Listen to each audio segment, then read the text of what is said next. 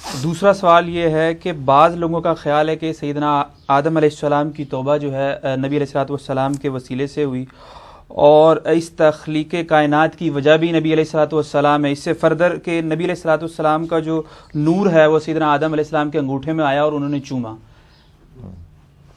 دیکھیں جی، یہ بھی بڑا کریٹیکل ایشو ہے۔ مسئلہ نمبر 43 میرا وسیلہ اور توسل کے صحیح احکام و مسائل پہ ریکارڈڈ موجود ہے، اس میں نے یہ ڈیٹیل سے ساری چیزیں ڈسکس کی ہیں۔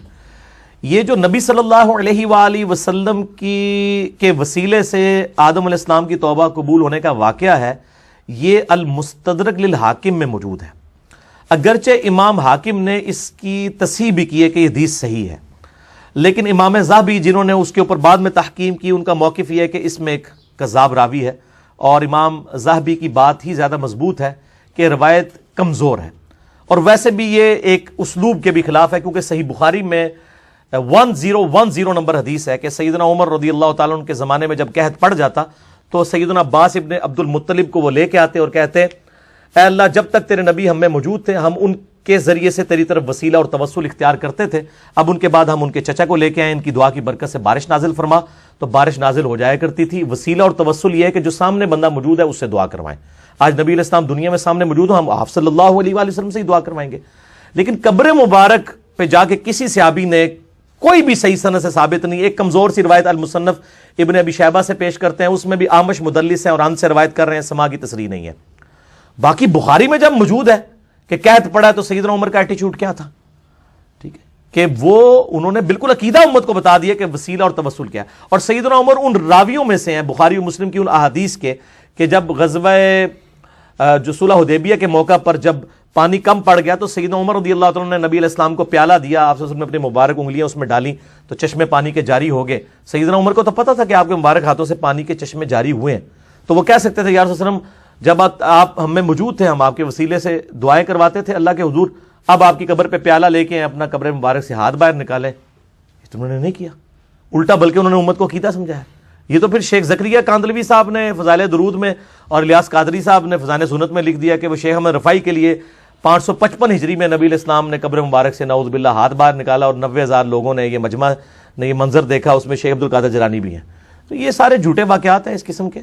تو وہی جو حدیث ہے نا حاکم کی، اس میں موجود ہے کہ نبی علیہ السلام کے وسیلے سے آدم علیہ السلام کی توبہ قبول ہوئی، اور اس میں آگے ہے کہ پھر آدم علیہ السلام پوچھتے ہیں یا اللہ یہ محمد کون ہے، تو اللہ تعالیٰ فرماتا ہے کہ اگر میں محمد کو نہ پیدا کرتا تو کائنات کی کسی چیز کو پیدا نہ کرتا۔ یہ سارے الفاظ اسی ایک روایت کے اندر ہیں، وہ روایت اصول محدثین کے اندر ضعیف ہے، کیونکہ قصہ آدم اور ابلیس قرآن حکیم میں 7 دفعہ آیا ہے۔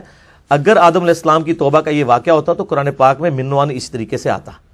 7 دفعہ ہی اللہ تعالیٰ نعوذ باللہ بھول گیا کہ بتانا کہ یہ بیچ میں الٹا دعا بھی آئی ربنا ظلمنا انفسنا، اور پورا سورۃ الاعراف میں ڈیٹیل آئی، سورۃ البقرہ کے اندر، سورہ صاد کے اندر، سورہ بنی اسرائیل کے اندر، سورۃ الکاف کے اندر، کہیں پہ بھی یہ بات ڈسکس نہیں ہوئی ہے۔ یہ تو بڑی امپورٹنٹ بات تھی۔ اور پھر انسانیت کی پیدائش کا مقصد نبی علیہ السلام کی اگر پیدائش ہے، یہ تو اس سے بھی زیادہ امپورٹنٹ بات ہے، یہ قرآن میں ہونی چاہیے۔ جبکہ قرآن حکیم میں سورہ ہود اگر آپ نکالیں تو پارہ نمبر جو 12 ہے اس کا پہلا پیج آپ سورہ ہود کی جو ابتدائی آیات ہیں وہ آپ پڑھ کے دیکھ لیں، اللہ تعالیٰ نے اس کائنات کا مقصد بھی بتا دیا ہے کہ میں نے کیوں پیدا کیا۔ شروع کی آیات ہے، آیت نمبر جو ہے وہ 7 ہے سورہ ہود کی، وَهُوَ الَّذِي خَلَقَ السَّمَاوَاتِ وَالْأَرْضَ فِي سِتَّةِ أَيَّامٍ، وہی ہے اللہ جس نے پیدا کیا آسمان اور زمین کو 6 دنوں میں، وَكَانَ عَرْشُهُ عَلَى الْمَاءِ، اس وقت اس کا عرش پانی پر تھا، لِيَبْلُوَكُمْ أَيُّكُمْ أَحْسَنُ عَمَلًا، اور اس نے یہ کائنات اس لیے پیدا کی تاکہ تمہیں جانچے کہ تم میں سے کون نیک اعمال کرتا ہے۔ یہ کائنات انسانوں اور جنوں کے لیے پیدا ہوئی ہے کہ اللہ ان کو جانچے، کسی ایک شخص کے لیے نہیں، ٹھیک ہو گیا؟ تو بالکل کلیئر ہے۔ باقی یہ جو واقعہ ہے نا کہ وہ پھر انگوٹھوں میں وہ نور آ گیا، یہ حاکم میں یہ بھی موجود نہیں ہے۔ یہ پتہ کہاں میں موجود ہے؟ یہ انجیل برناباس کے اندر، جس کو میں بڑے عرصہ پہلے کہتا تھا یہ جعلی انجیل ہے، یہ کسی مسلمان نے بیٹھ کے لکھی ہے، اور کرسچنز تو پہلے نہیں مانتے۔ ہمارے پاس جب جو اسٹیبلش انجیل جو ہے gospel of John, Luke, Marks اور میتھیو، جو 4 ان کے اصحاب نے جمع کی ہوئی ہے، اس میں بھی کئی ایک جو ہے پروفیسیز نبی علیہ السلام کے بارے میں موجود ہیں، وہ کیوں نہ ہم پیش کریں؟ برناباس لے کے آتے ہیں۔ برناباس تو لگتا ہے کہ کسی مولوی نے، بلکہ مولویوں کے پینل نے بیٹھ کے لکھی ہوئی ہے، بالکل ٹارگٹ کر کے۔ یہ انجیل برناباس کے اندر ہے کہ آدم علیہ السلام کے انگوٹھوں میں نبی علیہ السلام کا نور آیا اور انہوں نے چوم کے آنکھوں کو لگایا۔ یہ وہاں اپنی کتابوں میں بھی جو اضافے کرتے تھے یا تعریف کرتے تھے یا لاتے تھے، اب عیسائیوں کی کتاب میں بھی ظاہر قرآن میں تو تعریف نہیں کر سکتے تھے، تو انہوں نے کہا کہ چونکہ یہود و نصارہ اپنی کتابوں میں کرتے رہے، تھوڑی سی ہم بھی اس میں کر دیں. ٹھیک ہے نا جی. اور میں آپ کو بتاؤں جتنے انٹلیکچوئلز ہیں ان کو پتہ ہے یہ بات. کبھی بھی انٹلیکچوئل لوگ جو ہیں وہ انجیل برناباس کا حوالہ آ کے نہیں دے رہے ہوتے جوز اور کرسچنز کو. ٹھیک ہے، جوز نے تو ماننا نہیں ہے. تو یہ بالکل یعنی کمزور گراؤنڈز کے اوپر میں نے وہ ساری پڑھی ہے، وہ تو لگتا ہے کسی نے بیٹھ کے لکھی ہے. ٹھیک ہے نا. تو وہ کہتا ہے جی پوپ کی لائبریری سے 7ویں عیسوی میں ہمارے، اچھا کہتے ہیں پرانے بزرگوں کو نہیں پتا چلا، بعد والے بزرگوں کے سامنے آ گئی، وہ پوپ کی لائبریری میں چھپی ہوئی تھی، یہ ہوا تھا وہ ہوا تھا. تو وہ آج تو میرے بھائی کاربن ڈیٹنگ کروائی جا سکتی ہے، پتہ لگ جاتا ہے کہ یہ وہ 700 سال کے بعد اسی وقت ہی لکھی گئی تھی، یہ واقعی یہ کوئی 2000 سال پرانی ہے.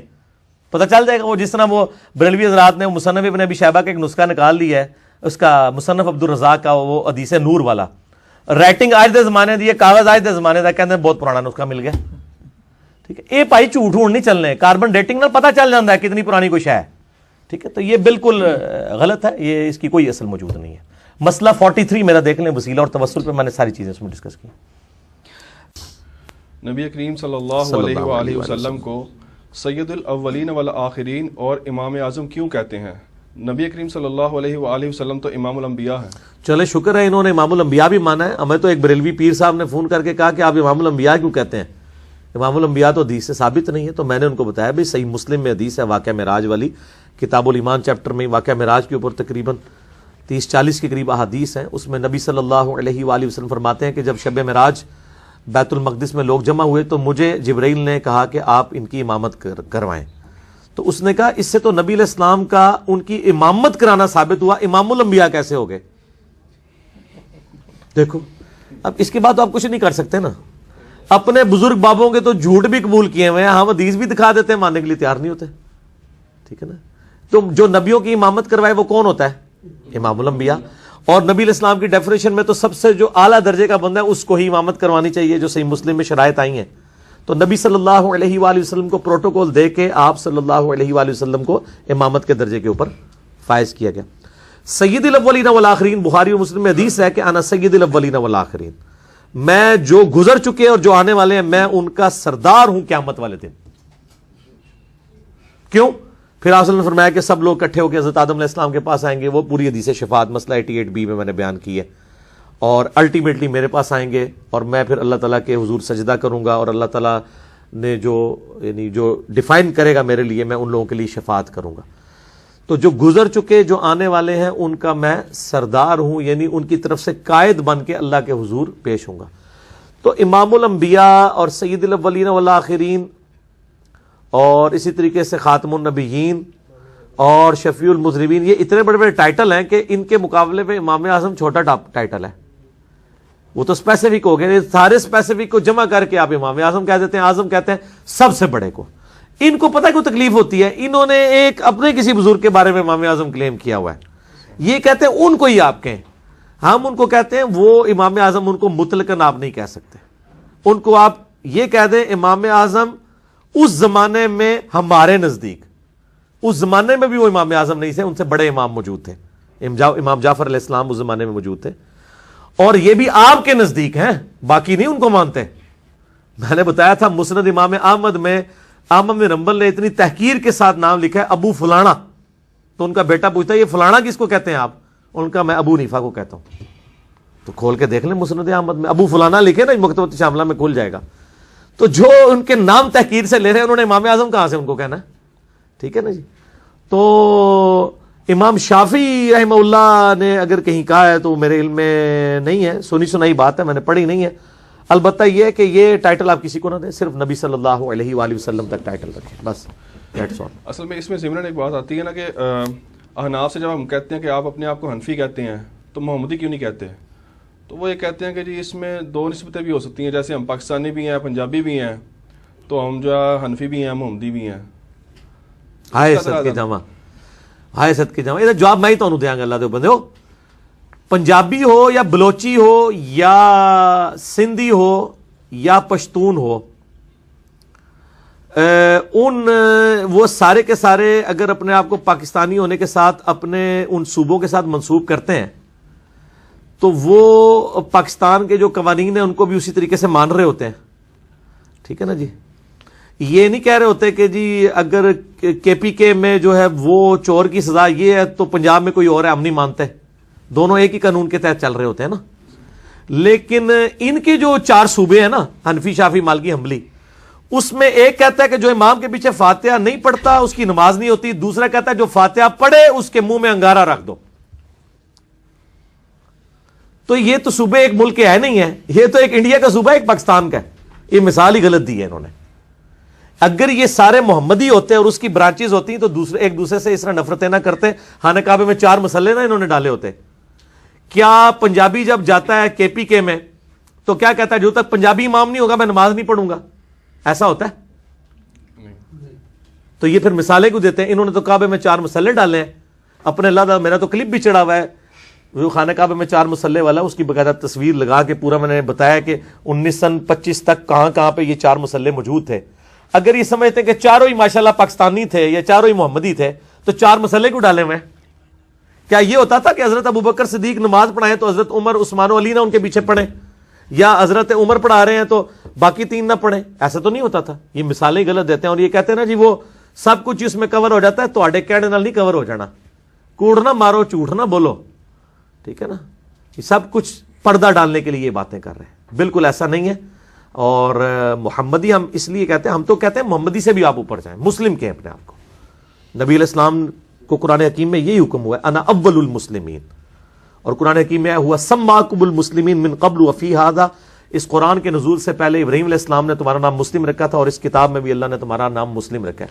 ہم کہتے ہیں آپ اس سے بھی اوپر آئیں, مسلم کہیں, اللہ کے سامنے سر تسلیم خم کرنے والا.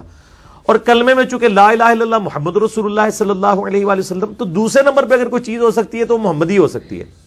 اگر ان کے کلموں میں کہیں ان کے بزرگوں کے نام آتے ہیں تو ضرور ڈالیں. ہم کہتے ہیں اس سے امت کے ڈویژن میں اضافہ ہوا ہے. اگر یہ کہتے ہیں فروع اختلافات ہیں تو ایک دوسرے کے پیچھے نمازیں کیوں نہیں تھے یہ پڑھتے؟ ابو فلانا کہہ کے کیوں ایک دوسرے کو بلاتے تھے؟ ٹھیک ہے. اور نہ میری زبان کھلاؤ, بہت کچھ ہے. انہوں نے پردے رکھے نا. یہ اسی طریقے سے ہے وہ جیسے ہمارے سیاسی لیڈرز ٹی وی کے اوپر آگے بڑی پازیٹیو باتیں ہو رہی ہوتی ہیں. سٹارٹ ہی جب مخالف کا کرتے کہتے ہیں میں ان کا بڑا دل سے احترام کرتا ہوں, لیکن تو پتا ہے وہ دلی کنی بڑی گالا کٹ رہا ہوتا ہے. یہی خوشی ہے. یہ سارے انہوں نے پردے نا فاش نہ کراؤ, جتنے کر دیتے ہیں اتنی بہت ہے. دین کتابوں میں ہے یا شخصیات میں؟ اگر کتابوں میں ہے تو کتابیں کون سی ہیں, اور کیا ہم بالکل ہی شخصیات کے منکر ہو جائیں؟ نہیں, شخصیات کے منکر نہ ہو آپ. جن شخصیات کی کتابیں ہیں نا ان کے منکر نہ ہو. کتابیں لکھی ہیں صحیح بخاری, صحیح مسلم, امام بخاری, امام مسلم نے. آپ نے اپنے مولویوں کی کتابیں لوگوں کے ہاتھوں میں پکڑا دی ہوئی ہیں. اللہ تو بندو ایک ٹکٹ ہی 2 مزے تو نہ لو. ٹھیک ہے نا. شو آپ کس کو کر رہے ہیں؟ ہاتھی کے دانت آپ نے کچھ اور رکھے ہوئے ہیں اور اندر والے دانت کچھ اور ہیں.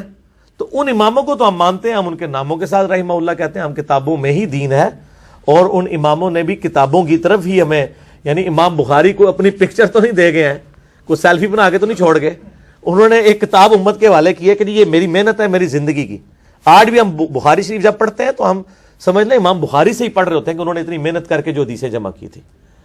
اگر امام بخاری, امام مسلم کے ذریعے آپ آج کے 14ویں صدی کے 15ویں صدی کے بزرگوں کو آپ کو ڈگریاں دلوانا چاہتے ہیں تو تسی جناب الٹے بھی لٹک جاؤ, انہوں نے اسے ڈگری نہیں دینی. انہوں نے کوئی کنٹریبیوشن نہیں ہے. یہ سارے نقال ہیں, اور نقال تو ہم بھی ہیں. یہ کون سا بخاری مسلم کی حدیثوں کی ہر حدیث کی سند نبی علیہ السلام تک لے کے جا رہے ہوتے ہیں؟ وہ ایک استاد کی سند بیان کر دیتے ہیں تو اس سے سارا کچھ حل ہو جائے گا. اس طرح تو نہیں ہوتا. ان محدثین نے اپنی ایک حدیث کی سند نبی علیہ السلام تک پہنچائی ہے. یہ کتابیں میرا یوٹیوب پہ آپ کلپ کھول لیں, سنی احادیث کی 6 کتابیں, 6 ڈیزن میں لکھیں سنی بکس, تو کلپ کھل جائے گا, اس کی انٹرنیشنل نمبرنگ سب کچھ کھل جائے گا. تو میں نے بتائی ہیں کون سی ہیں. قرآن پاک کے بعد کون سی مین سٹریم کی کتابیں؟